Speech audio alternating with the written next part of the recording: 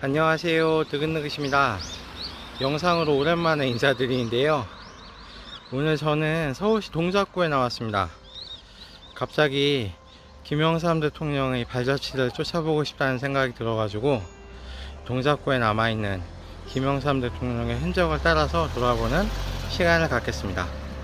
김영삼 대통령이 이곳 상도동과 인연을 맺게 된 건 1969년부터입니다. 그 이후 상도동은 김대중 대통령이 기거했던 동교동과 더불어서 한국 정치와 민주화의 중심으로 떠오르게 되는데, 혹자는 이른바 상도동을 중심으로 한 보수 정치 혹은 개파 정치, 사랑방 정치라고까지 하기도 하던데, 이런 게 상당히 한국 정치의 후진성을 보여주는 사례가 아니겠냐라고 이야기하는 경우도 있더라고요. 물론 그런 의견도 새겨 들어야 할 바는 있겠습니다만, 1970, 80년대 한국 정치의 좀 특수한 상황을 이해할 필요는 있을 것 같습니다. 그러니까 이 군사정권에 의해서 야당 지도자들이 합법적으로 움직일 수 있는 정치적인 공간이 극히 제한된 상황이었습니다.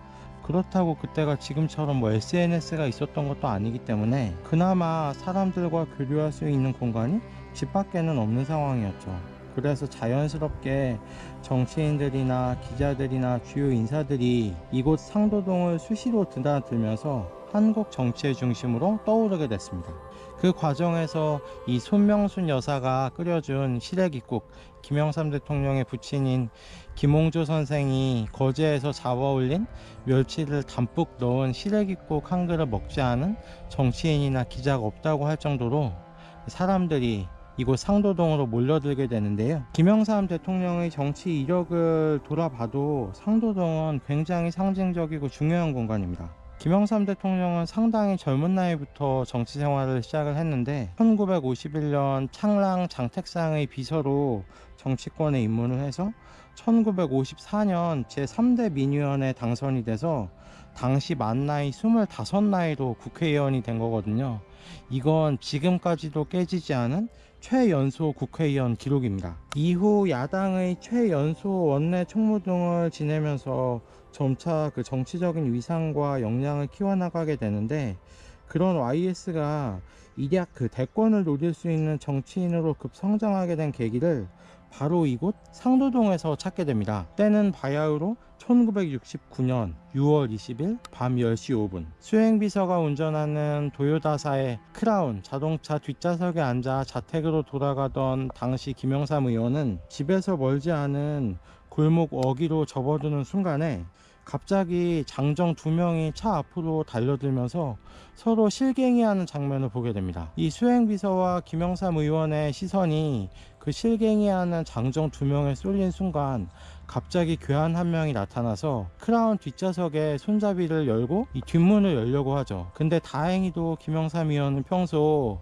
차 뒷좌석의 문을 잠그는 습관이 있었기 때문에 차 문을 열리지 않게 됩니다. 김영삼 의원의 시선이 그 괴한으로 향하는 순간에 품속에서 거무튀튀한 무언가를 꺼내는 걸 보게 되는데, 순간 김영삼 의원은 그게 수류탄이라고 직감을 하게 됩니다. 그래서 수행비서에게 바로 차를 밟으라는 명령을 내리게 되죠. 차가 급출발하는 그때 괴한이 손에 든 그 무언가를 김영삼 의원이 앉은 뒷문 쪽으로 던지고 펑 소리가 나더라 이 말이죠. 다행히 김영삼 의원이 다치지는 않았는데, 현장을 빠져나온 후 차에서 내려보니 그 차 뒷문이 녹아내리고 고약한 냄새가 났다고 합니다. 질산을 약병에 담아서 차에 던졌던 건데요. 하지만 그 질산을 집어던진 괴한과, 그러니까 일행 3명은 끝내 잡히지 않게 되는데요. 김영삼 의원은 그 범행의 배경에 중앙정보부, 특히 김영욱 중앙정보부장이 있을 것이라고 확신했습니다.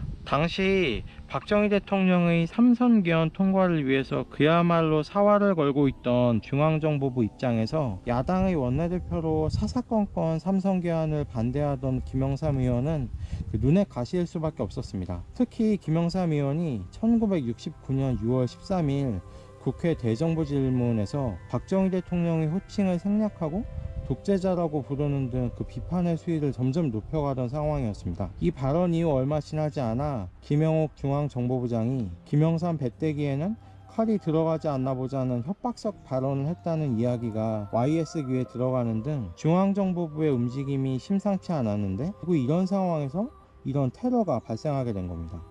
이게 그 유명한 김영삼 초산 테러 사건입니다. 이 사건을 계기로 YS는 박정희 대통령과 맞서는 야권의 젊은 주자로 그의 정치적인 주가가 오히려 더 올라가게 됩니다. 그리고 이런 호기를 놓치지 않고 YS가 그 유명한 40대 기술론을 내세우면서 한국의 정치 판도를 뒤흔들게 됩니다. 사족을 좀 한마디 덧붙이면, 그 김영삼 의원이 초산 테러 당시 타고 있던 차가 이게 1968년 국회 사무처에서 각 당 원내 총무에게 지급한 새 차량이었거든요.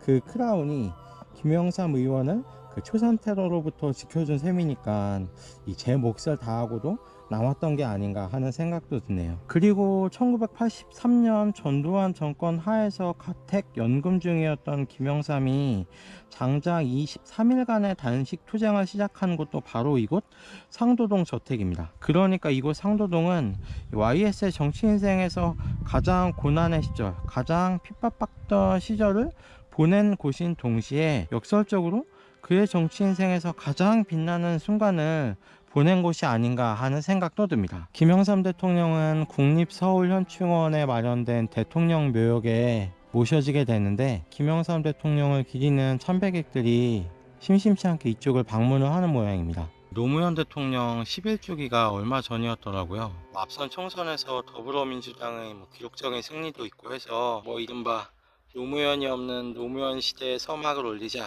이렇게 상당히 좋은 분위기에서 추모식이 진행된 걸로 알고 있는데, 그래서 보면 지금 범진보에서는 김대중 대통령, 노무현 대통령, 문재인 대통령으로 이어지는 역사적인 계보가 좀 형성이 된 것 같아요. 차기 대선 후보가 누가 될지는 모르겠지만 김대중, 노무현, 문재인으로 이어지는 역사적인 계보 하에 상당한 프리미엄을 안고 다음 대선에 임할 수 있지 않을까 하는 생각이 듭니다. 저야 일반 시민일 따름이니까 정치공학적인 돌아가는 판세 같은 거는 잘 모르겠습니다만, 범진보 계열에서 구축한 역사적 계보 같은 게 사실 범보수 쪽에서는 살펴보기가 어려운 것 같아요.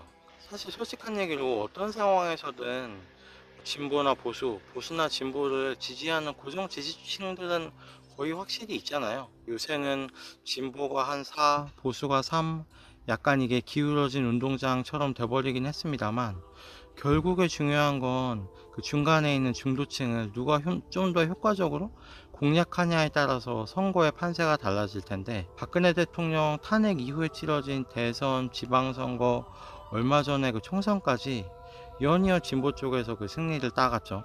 그래서 범보수 진영에서도 박정희 대통령을 중심으로 본인들의 역사적 정체성을 형성하고 그를 토대로 중도층을 공략해서 표를 얻는 데는 그다지 큰 효과가 없지 않았나 하는 제 개인적인 생각이 있습니다.